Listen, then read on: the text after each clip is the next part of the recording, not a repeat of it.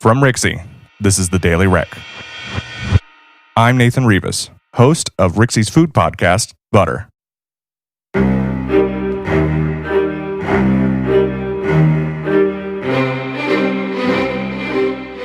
My book recommendation for this week is The 12 Chairs. It's a Russian novel written by Lilith and Petrov.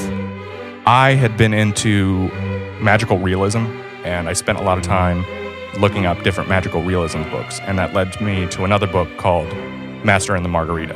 And I fell in love with Russian satire. And then after I read Master and the Margarita, I was looking for other books to read, and I found 12 Chairs.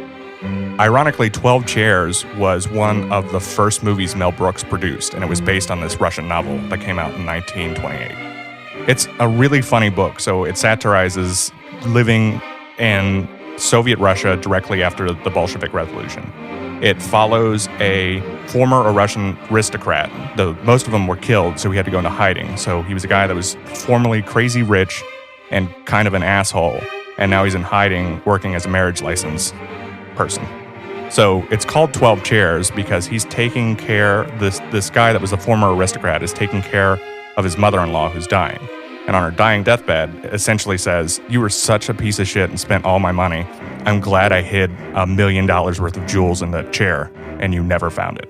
She passes away, and then it follows this chase for these 12 chairs and the jewels that were hidden underneath them.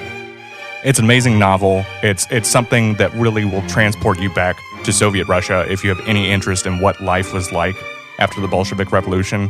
If you have any interest in reading it, the book will be in the show notes. This has been your Daily Rec. See you tomorrow.